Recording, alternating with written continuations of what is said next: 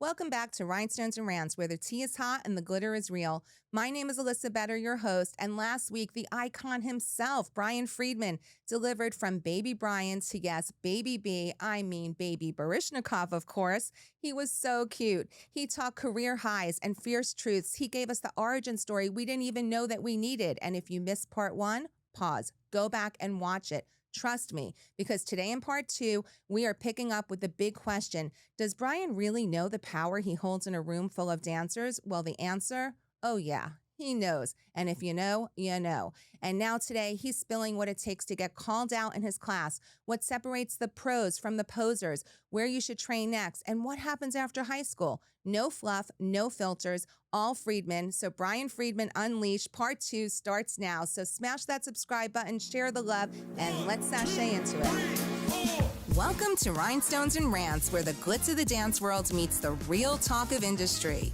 and a dance mom who lived it every day. This podcast isn't just about perfect pirouettes and dazzling costumes. It's about the raw, unfiltered journey of raising dancers, navigating the competitive scene, and balancing the chaos of life beyond the studio. So grab your coffee or wine, adjust that messy bun, and join me and special guests for a little bit of rhinestone-covered realness. Click that like button below, subscribe, and let's get into it.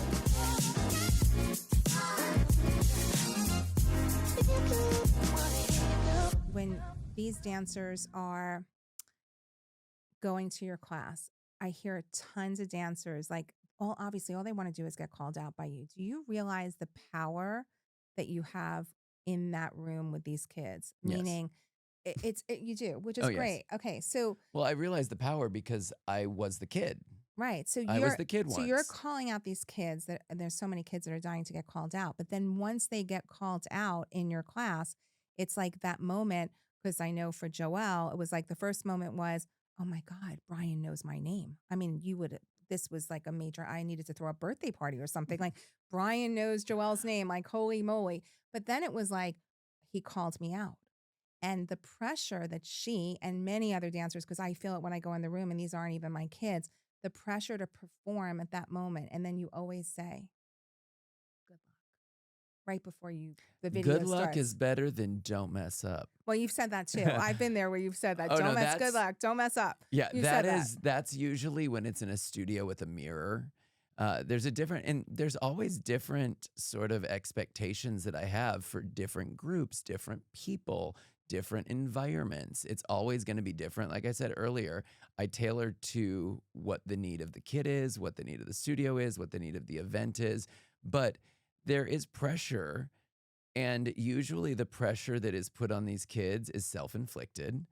And But what I love so much about what you do, it's like you have raised the bar oh yeah, so standards. incredibly when people walk into your class. I mean, it is a different vibe than maybe when you walk into another. And not Yeah. saying one is better than the next, but it's sort of like you always want to dance with the best because it makes you rise Yeah. to the occasion.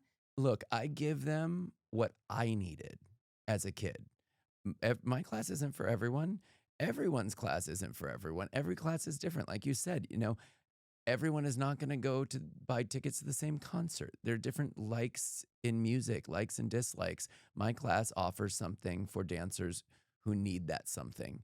And it is the type of class that I needed. It is the type of class that I grew up training in that gave me the tools I needed to succeed with my career. And I know that I am giving the dancers who step into my room the tools they need to succeed in their career. And yes, it's a pressure cooker, and I create an environment that produces diamonds. It really does. Which is amazing. And how would you say you've been a judge before, right? So you've been on the other side. Would you say that your judging style has changed maybe the way it was 10 years ago versus the way it is now? And if so, what way has it changed? It really hasn't changed. I've always been someone that looks for heart and passion and performance first. That doesn't mean when I'm judging a ballet category, I'm not looking for technique. But if two dancers are both stunning with technique, the deciding factor to me is that performance quality. And I will always watch someone who makes me feel something and be more moved by that than someone who is Hope just, everybody's taking notes on this because this is gold. I Go mean, on. yeah, rather than just someone who is doing a display. And I believe that it starts with performance and heart and authenticity in performance, not just put on faces. That's what you do at first before you have life experience. But once you have that life experience, then you tap into that life experience and put it into your art. So I'm going to put you on the spot a little bit with this question because I've heard parents talk about it forever. Um, do you think that there is politics in judging? And let me explain. I have heard many people say that when studios bring a lot of money to a convention, they're going to all of their regionals, they're going to their nationals. Yeah. They could bring over $1 million to a specific convention. Do you think that there's politics that when it comes to handing out awards that they have to cater somewhat to that specific studio because they have been so loyal to that convention? Do you think that that actually happens? I mean, I can only speak for the event that I am on, Which is Radix, by the which is way. Radix, and we don't do that. That is not the world we live in. And myself as artistic director, and Tina Caspary as our tour director, and Amanda Plesa as our executive director, our national director, I should say, the three of us have made it our mission to run a clean event and to do things with integrity. And that doesn't happen, but I know it happens out there in the big dance stratosphere. And I hear so many stories I about hear it parents talk about it all the nonstop. time. Every year after nationals, it's just exhausting. And if Where I only knew you then what I feel a knew piece of now, the pie being given out to all these different places. And then when it comes to the big awards, you see it being given out to, like you said, maybe the people who bring the most money. All I can do is be really proud of our event for running an ethical so talk about event. Radix a little bit because you have been on Radix for how many years now? This is my 10th year that we're going 10th into. year. And you started, I'm assuming, just as a choreographer and you've worked your way up the chain in Radix. I mean, you are a figure of Radix now. Well, when I came in, I was working same exact job I have now. It was just behind the scenes. And now I'm getting credit for the work that I have done over the last 9 years. Which is incredible because when I saw you change your bio, I'm like, wow, like that was something I always thought actually you did. To be Yeah. honest, Well, that I didn't is know. I didn't know. I was like, wait, is that a promotion? Isn't that what he always did? So now it was correct. official. Somebody But made it official. but with the official, and that is really what the word is, with the official title, it just gives me a little bit more ability to lead because the people who I'm leading actually know that it's my job. Whereas before I was just that annoying person that was demanding things without a title. What advice do you have for people who might be working on a convention tour or dancers who want to go and, show up at an audition? Like what there's advice I'm looking for from you. What should people bring when they come to one of your classes? First question. Second question, what should people when they're going for an audition to work in the industry? Does that look different and what should they expect? Yeah, I mean, when you come to one of my classes, what is the reason you're there? I Love think you have that. to ask yourself why, like what the why is. Am I here to train? Am I here to be seen? They're two different things. Uh, you will be seen if you're training. So there's that. You're not just going to be seen to be seen. But for me, I will see talent. I don't need to see a look in a class. I don't need to see you in a full-fledged outfit. I don't need to see you with your hair and makeup done. I don't need your hair, like, I don't need any of that in class. You come to class in your dirty little outfit with your hair a mess and no makeup on, and you work your ass off, I will see you. And that's good enough for me.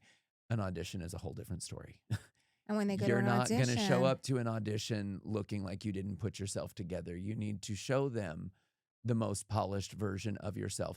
But on the flip side, you have to know what it is that you're going into audition for. Because if you're going into audition for a project that isn't polished and poised and pulled together, if it is a grungy looking project, if you know that that's the do your homework. aesthetic, Do your homework. do your homework so you're going and giving them exactly what it is that they want. Don't make them have to guess what it is that you would look like if you were on that actual job. You know, if you're going into audition for Gaga, you're going to look very different than if you're going to audition for Taylor Swift. So do your homework and give them what they are See, these are looking for. classes you should be giving, Brian, because honestly, I think that, we train so much in dance.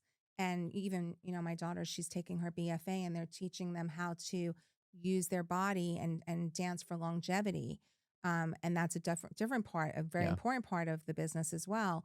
But I don't think that a lot of the people that are going out there, they're very good at dance, but nobody's teaching them.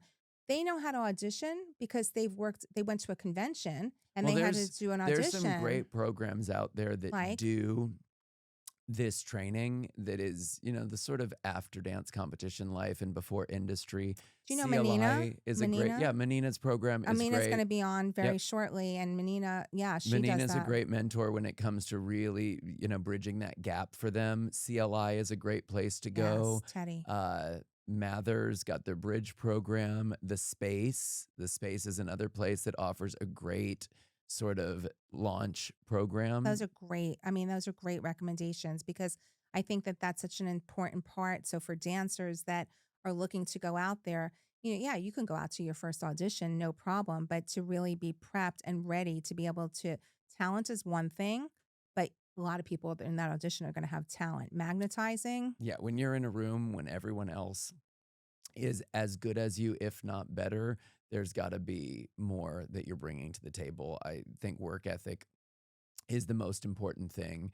And I always say to these dancers when they're asking questions about what do I need to do in an audition, the second that you walk in the door is the audition. Actually, the second that you leave your house is the audition. And you need to be in that mind frame from then on.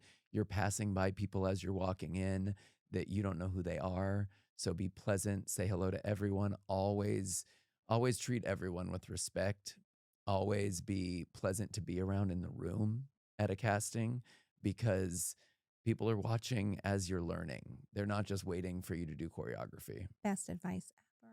And So, also, last thing I'll say about auditioning is just knowing that they need you more than you need them.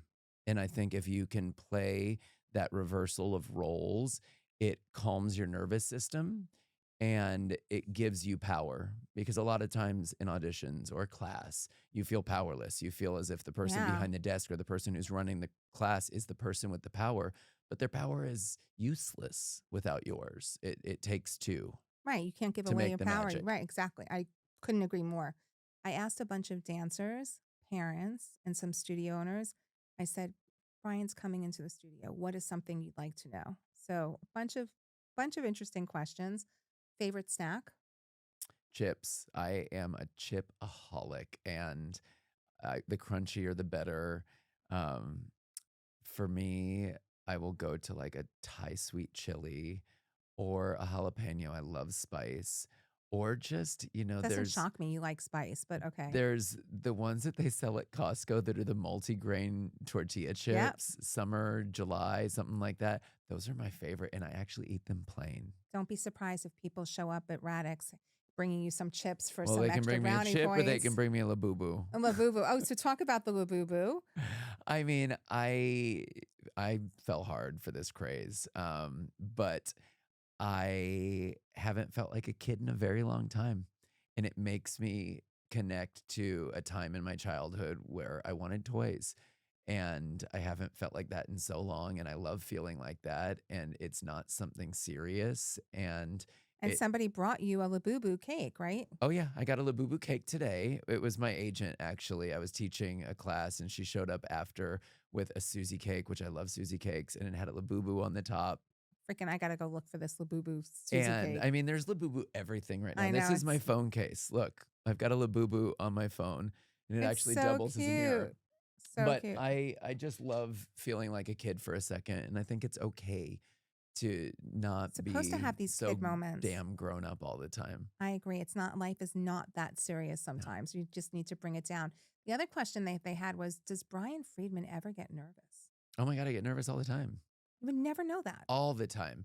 The last time I was nervous was every summer at nationals, we do the challenge, and I have to get on stage and teach this combo that I made up like 5 days before that is so long, and I have to teach it live on stage, and I have not taught it yet. So the first time you teach something, you're working out the kinks, you're figuring out your counts, you're working out your rhythm. So I have to work that out on stage live in front of an audience, and it's being streamed on the web. So thousands, millions, I wish, would be watching it. So yeah, that was the last time I got nervous, but I get nervous all the time. So you said before that there were some bumps along the road, right? Was there ever a moment that you were going to walk away from this? And then what really pulled you back in?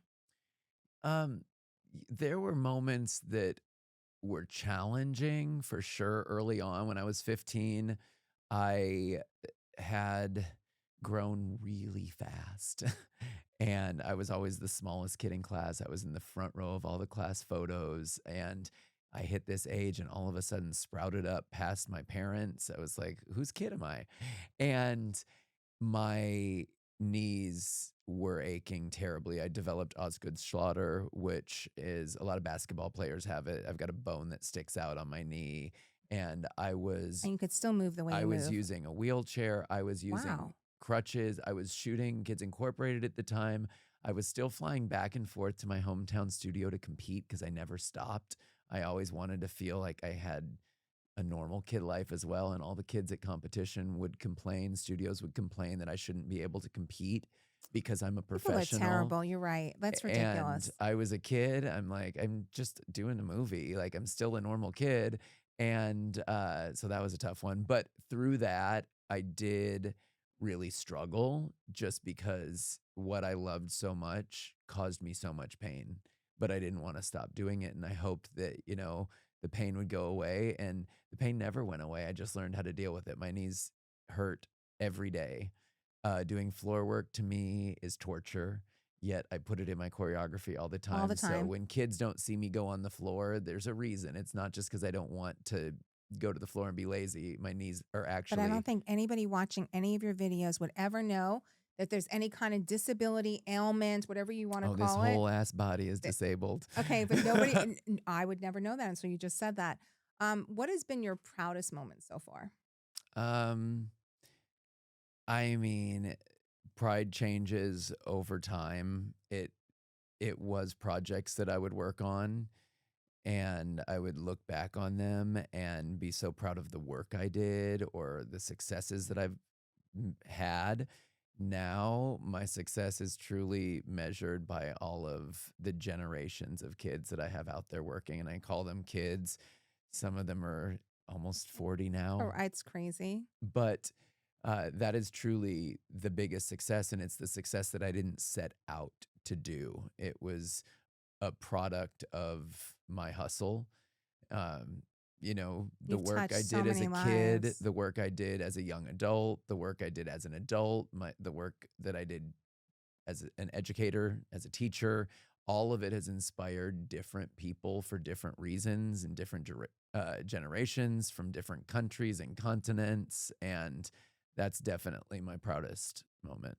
I love that. And then when you take a look at studio owners and dancers and everybody that really meets you, they know you as the Brian Friedman.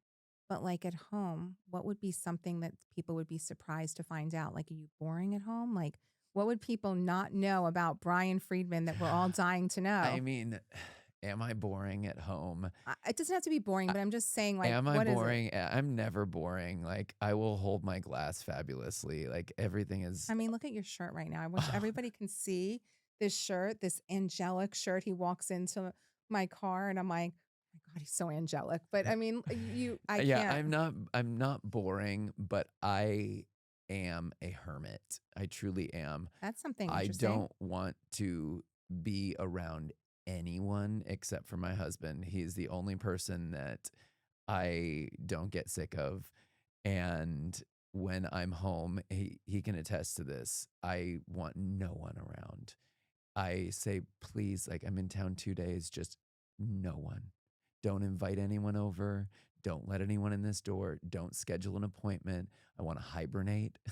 I don't want to see I anyone. can I don't want completely to put an relate. outfit on. I want to walk around in my robe and slippers and just lay on the couch and be with my dogs and be with him and binge watch That's TV. the way you rejuvenate. That's my recharging regeneration. of batteries. Love that. And I don't want to see, I don't want to talk to, I want to be alone.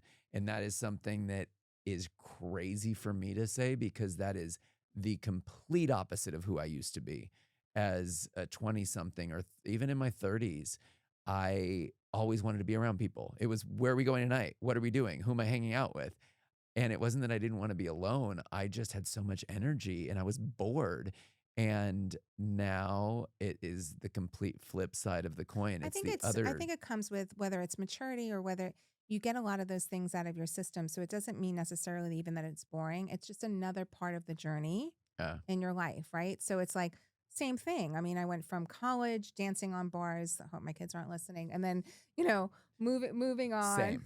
Okay, yeah. So like, you go through all of these different, pieces of your life, and like, Saturday night, yeah, I'm sitting in my best like shorts and I'm sitting like watching reality TV doing nothing. Oh, it and sounds amazing. It's the best thing ever. Because we did it. Yeah. I've done it. It was funny. I went to see Katy Perry last week. I think it was last week. And a bunch of my kids are dancing in that show. And we went to the little after party afterwards. And as I'm sitting there and it's like, "Hey, another shot." And all I'm thinking is, I just want to go home and take my shoes off. Take shoes and off. get in bed. And I'm grateful for this moment. And I'm so happy I got to see them all perform live. But my knees hurt and my feet hurt. And I'd like to go home. And then it's funny because I'm the old guy, and one of my assistants for so long, Jake is his name. Jake said, "Come here, I want to introduce you to Katie." And I was like, "I know Katie." No. What are you thinking? This is your game? Like, I've done this game before you. And it was a flex. It was a flex. You had to give him the flex. It was a flex. Yeah. But I'm like, I've known everyone since before you were born. And that's his funny joke for me, is I always say something, or this is back when he was with me, I always say something like, "Oh yeah, I did that and I'll name the year." And he's like, "I wasn't born yet." So crazy. I mean, I feel the same way. I'll talk about payphones and my kids look at me like, "What's that?" Like, it's weird to think that they don't even know what those things are. But, definitely we were probably the same, to our parents, telling them about the latest and greatest. And, what did they knew, recorders, like, like you said, like records, like our kids don't know from records. And I refuse to not speak just because they may laugh at me or think I'm old. I'm just going to keep on talking. Nobody's going to ever, I don't even look at you. I'm like, I feel like grandma when I'm sitting here with you. I mean, that's the one that gets me, is when a kid comes up to me after class and says, "My grandma used to take from you." Yeah. No, come on. Oh yeah, that's where we're at now. Okay, we're not going to go. We're not even my mom. We're It's my grandma used to take from you. All right. Well, I don't know any grandma that can move like you can. So we're just going to pass over that one. Take over that one. So when you take a look at your generation, we keep talking about this generational gap, and we take a look at your generation of dancers, and we take a look at today's generation of dancers. What do you think that your generation had, whether it was a positive or a negative, that this generation doesn't have that they could use, and vice versa? Like, what does this generation have today that your generation didn't, that would have been a really great ad at your generation as well? Social media. Of course. That's what they have that we didn't have. And I mean, we have it now, but we aren't necessarily all using it. And some people from my generation are starting now because they finally gave in. But it does feel a little bit funny, in your 40s or 50s to try and become an influencer. But look at me, I'm doing a podcast. But I never fought the social media thing. I was like, you know what? It's not going anywhere, so I might as well get on board. Do you think it hurts the dance industry, or do you think it hurts it terribly? In what way? In every way. It hurts humanity. Social media it's the end of humanity. It truly is. No one is engaging with anyone else on a physical or emotional level. We're all swiping in our devices. But it has made dancers, it's put them on the map where yeah. Before. No, of course, there's great. Yeah, before it would never have done it. There are benefits to it and there are negatives to it. And The benefits are A, you have everything at your fingertips. A, you can make money from your device no matter where you are in the world. These are all fantastic things, but it's also the demise. Like these kids don't know how to be human beings anymore. No, They don't know how to unfortunately. interact. They don't know how to talk. And I'm saying they, and it's not all of them because some kids are raised right, but it's a strong majority. And then you add COVID into it and having to trap them in homes and learn on screens. They're traumatized and they've gone through so much in their life. And I feel bad for any kid that grew up with technology just because I knew what I grew up with and I knew the messed up type of 80s childhood I had where it was dangerous and reckless and we played and we were out and we knew to come home when it got a little dark outside and we had a real life and we scraped our knees and we engaged with each other and we played on the playground and I just don't think that kids today have that. I see them at convention, they walk, they're first of all, they're filming each other in class. It's so true. They're not even just present dancing. They're not even learning They're they're worried about literally being called out in the end by the group that is being filmed by the event. And then they're worried about their friend filming their solo on the side. And then they finish class and they're checking their social media and they're checking their texts. There is just no being present as a kid anymore. it's really sad when you put it like that. You're right, because I've been in so many of those convention rooms, and you're right. It's like the outfit has to be perfect, or they're coming full makeup to the class because of the filming, and it's like they're missing some of the core pieces that are so important in that class. They're missing the moment. They're not living in the moment because they're so concerned about all the outside factors. So if you could change that, what would it be? TikTok? Like, what would you take away? I would take away social media completely. You would. I would love it if it was just gone completely. Interesting, because you don't hear a lot of people in your position say that because, like I said before, it's put people on the map. It makes them money. Okay, so if it doesn't have to go away completely, we could lose likes, we could lose comments. That's what we could really, and view counts, because that is where the trauma lies. I agree. That's where the competition lies. That's where the bragging rights, the If it egos, was just something that floated out there that wasn't monetized, that couldn't be liked, it would be great because YouTube, before there was likes on it, it was better. You weren't looking at that. Like, yeah, there was a view count, but when YouTube first started day one, when I started my YouTube channel, I was not concerned with how many views things Mm. had. You just put it up there. It didn't matter. And then all of a sudden it became about the views. Well, because the views are where the ad share comes in, and that's where you can start making money. And that's what being an influencer is. You're making money and monetizing off of your platform. So, yeah, taking it away would be detrimental to so many creators' lives. So, no, I don't want it to go away. But yes, I do wish it never existed. Which I get. So Because talking then you'd about have to be talented and have a real job. right, Sorry, and that really is do no, but it's it being an influencer is a tough job it because I is. do that as well. But the craft of influencing is just, it's a new craft that exists. And I miss old crafts like singing, dancing, acting, I hear and, you, because and now talent. when I But it scroll is hard to and create content. you look at, well, even doing these podcasts, it's like, creating the little clips. It's like one Yeah. thing is one thing. I'm sitting down, I like to do a podcast, but the amount of work that goes on behind the scenes, people have no idea. Like, they're like, It's a what do full-time you, job. full-time job? I'm like doing this 18 hours a day. I mean, this is Yeah. And that's also why I'm insane. exhausted with it because it doesn't always pay you. And it actually almost never pays me because all of my content is using music that is copywritten. So I can't make money off of my YouTube videos. I don't make money off of my Instagram videos. I only make money off of influencer campaigns and when I'm hawking other people's products, which Which is a I've seen a shame. couple of those things you've been pushing, which are But pretty amazing. and it's always something that I actually use myself. Right, I I saw was those like, leg things. They're so good. I will never sell or sell out just to make money. That is one thing Well, you that's won't find keeping me it real, doing. which is amazing. Um, when you think about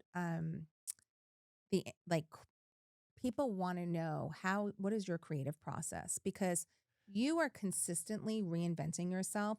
When I watch your choreo, and a lot of people have said this before also about your choreo. Some choreographers, you watch their choreo and you know whose choreo it is. I never really see the same movements in any of your pieces. Like, meaning you're always putting new steps in. So, how do you continue to stay so relevant or come up with these amazing things? Like, what does that creative process look like? I mean, it circles back to the I'm never happy and I'm never satisfied. So if I were to choreograph something and it felt referential of something that I had done before, then the editing process starts and I try and tweak it. But, I feel like genre specific, it will look the same. If I'm doing a jazz funk combo, it's going to have a certain look to it, but it's definitely going to look No, but different it's than my different. contemporary And your combo music, I mean, it or my jazz changes. combo so when I'm in different genres or different types of music, that will make me choreograph different, but I never want my stuff to look generic, and I never want it to be, oh yeah, that looks like so-and-so's choreography. I never want it to be mistaken for someone else. I Do you would ever rather feel someone not know whose it is. If they couldn't tell that it was mine, I'd rather them not know whose. do you ever feel pressure that you have like the next one has to be just as Oh, that's good an everyday thing. every day? Oh, and that's a terrible pressure that we put on ourselves as creators. But you're only as good as the last thing you put out, and especially in this generation. And that's why I do constantly look back at work to remind myself, oh, wait, I've done a lot of good stuff. You have. Because if you don't, and in this generation, if your last video didn't get a lot of likes and it didn't get a lot of views, you can't help, even though it means nothing, you can't help but feel that and And then people are looking acknowledge it. and people are looking at it in fairness to what you're saying, which is very true statement. People are looking at it and they're talking because this is what people like to sometimes bond on negativity. Yeah. So they're like, "Oh, did you see the last video? Yeah. Not a lot of likes. What's happening?" Like, Yeah. and that is a real statement. It happens. And There you are can haters out there say not a lot of likes, and you can say not a lot of views, but you're not going to say not great. ever when it comes And to that it. is the thing that I always try to tell kids is just, ignore it. You can see it. You can see it, but you can't think about it. You can't stay on it. I'm well aware that the last YouTube video I have up has 2,600 views, not 23 million views like it could have 10 years ago. But the landscape we are in is so different. When I first started putting content up, even on YouTube and on Instagram, there were no algorithms. I know this algorithm thing is awful. You would put it up, and whoever followed you, it was right in their feed chronologically. So you knew that your people that were following you were going to see it. Millions and millions of views now cut to 2 likes, 1,000 views on something that I would deem my best work yet. And click-through rates and impressions and all these things that I'm learning about right now. And people are paying. They're boosting. They're buying. They're promoting. They're buying followers. I don't fucking care enough. Well, because it will not make a single difference when I get home at night and turn my TV on. None of it matters. And that's what all these kids need to understand is none of it matters. You walk into a room, you audition, it doesn't matter. You could have 1 follower. You could not even be on social media. If you are that magnetic, if you walk in that room and you make the entire casting table die dead over you, none of it matters. No words ever spoken truer than that. And I couldn't agree more. And I think that that's such an important message that people hope everybody's listening and taking note to that because it is true. It's like I think people are really focused on the wrong things right now where, it's that moment. It's like, what are you doing? Not to be fake, not to go viral, because if you have passion, you'll end up going viral. And I think that that's what's really being misunderstood right now. Yeah. People think, oh, I got to be this and I got to be that. Or you won't. Right. And that's okay. And you never will. That's okay. And it's fine. Other question is when somebody they graduate high school, let's say, and they get a job and they're working in the industry. So they're doing the same choreography on this job. So let's say it's a Gaga tour or Yeah. Taylor Swift, and they're doing the same choreography and they're working day after day after day. What are some things that they should be doing in their off time? Is it resting their body or is it continuing to train? Because now you're kind of being out of mainstream training. Correct. So how do you, I mean, you've worked for a really long time. What do you do in those moments? Yeah, this I when I was on tour as a dancer, I had that same struggle of okay, now what? Because my consistent routine of being at home and taking class and going to the gym is disrupted.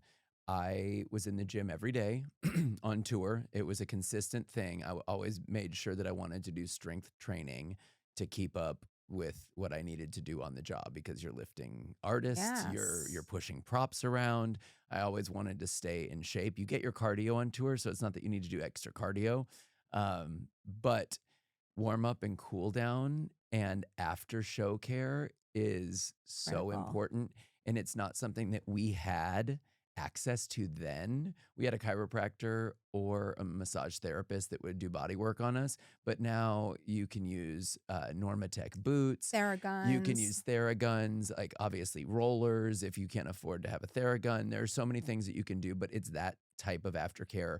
Hot bath, hot shower, ice baths, cold shower if you don't have access to that. Anything for like training But though. then, yes, you're on breaks. You definitely have breaks on tour. You know, you'll do a certain leg of the tour. When you come home, class. And that's what I would always do. I would get back in class when I got home. I would also teach.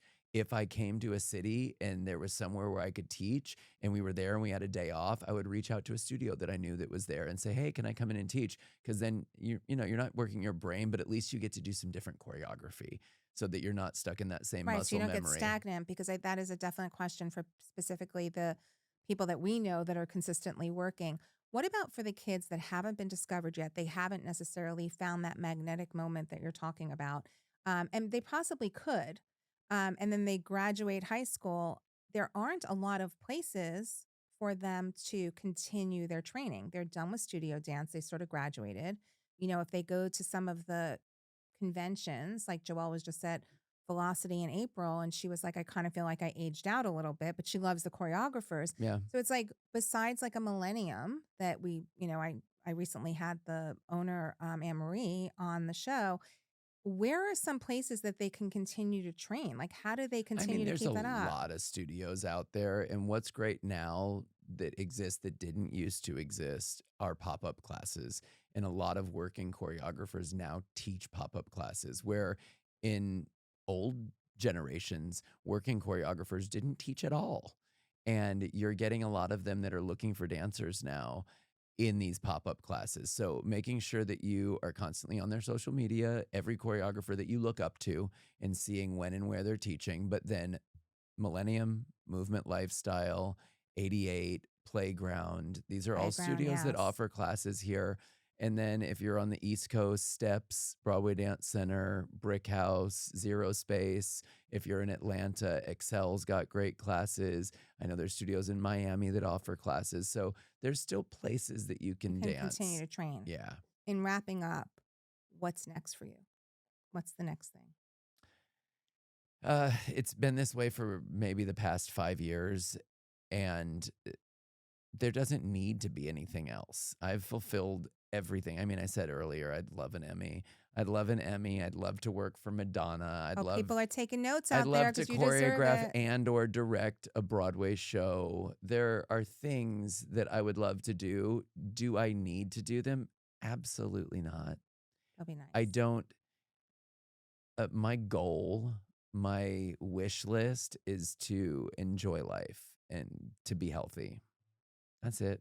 And I think you're enjoying it pretty much, or at least from what I'm Oh, yeah. seeing. I I mean, enjoy every day, and that's which is truly how it has to be, and I spent way too many decades living for work, like living to work, and my work was my everything, and it wasn't until COVID where I had a pause for a moment and realized how much of a workaholic I was and how much I judged my success on the successes of my work. but even in COVID, you put together the Oh, I most worked my incredible ass off. he in COVID, he put together a program. Everybody was home, nobody was dancing, And out of nowhere, there you come with this incredible online. You brought all these choreographers together. It was the most brilliant business move I've ever seen, by the way. You brought all these choreographers together, and people could go and take classes and have access to these choreographers in Japan, like anywhere, and come online. COVID And was fun. you, I mean, not that, don't get me wrong, no, but it was a great time because it was a time to just step away and assess your life and priorities, and it completely shifted everything. And after a year of that and being at home and not having to be in industry work, I was able to make the decision to leave LA and move somewhere where I could recharge my batteries. And I think what I was blown away by, because Joelle was dancing at home, you put up a class. I think it was 90 minutes. I don't quote me on the price. Maybe we paid $40, $45. It was 90 minutes, whatever it was, we paid it. And we were waiting in the Zoom room, whatever you had it on. And there had to be over 2,000 people. oh, this was the Slave for You masterclass. Oh That my God. That was an event. That was an event. I mean, of course, my husband's sitting there with the calculator calculating the money. He's like, he's a freaking genius, this guy.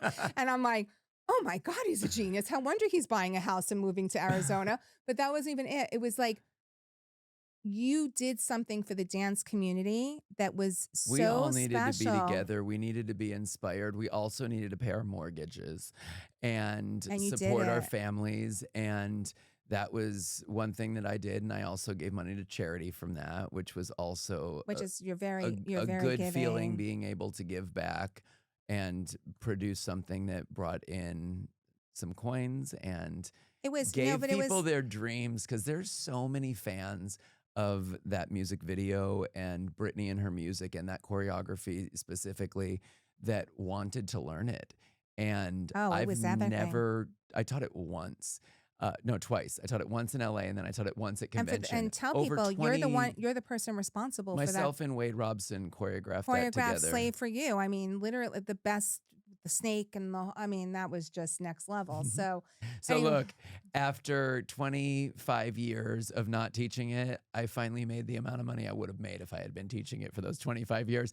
And also, it's on video games, and we never got paid for any of that. Our work has been done on tours for decades, and we've never made a single penny. I think you were deserving of every dollar of it, and then So, some. I really do. And we're I thought trying it was to change the brilliant. narrative of choreography and really. If you would have charged $100 for that class at that time, I'm I gonna would do have it paid again, it. and I will charge $100. You should, next because time. no, but honestly, I would have paid it because it was so needed, and it was such a special thing. And I never really, I don't know if you've ever spoken about it with anybody else, but I think you really deserved a lot of accolades at that moment because everybody was in such a funk. And like you said, people paying their bills, but the kids needed it so badly to dance. And you brought a lot of people together at a time that was very uncertain. Yeah. But anyway, we are about out of time. I want to thank you so much for being here. I absolutely adored this conversation. You are cute as a button, like honestly, like adorable. And I think that there's so much to learn from you in this industry. And that's why you are an icon to so many people. That's why my daughter, all these other kids, they talk about you like you're an idol. And that's a responsibility. And I think you handle it. You've never been egotistical about anything. You've always made people be seen. And I think that that is a testament to who you are. And not only me, but on behalf of so many dancers out there and families, I just really want to thank you because, my she's graduated and she's in school now. And you were such an important part of her journey as well as so many other dancers. So thank you, thank you, thank you. You were welcome. And I can't wait to continue to see you shine. I'm going to be here. Can't I get know rid of you me. will. Brian, I could talk to you forever. Your energy, your brilliance, your mentorship. It is so incredible that you are still at the top, but not surprising at all. I really want to thank you so much for continuing to light up the way for our kids and for the industry. To all of our listeners, whether you are a parent or dance studio owner or just interested in dance, it is my hope that you took this episode to heart because if you're going to dance, dance through life. Dance like Brian Friedman. Bold, brilliant, unapologetically yourself. Please share your favorite Brian moment and don't forget, always bring your sparkle.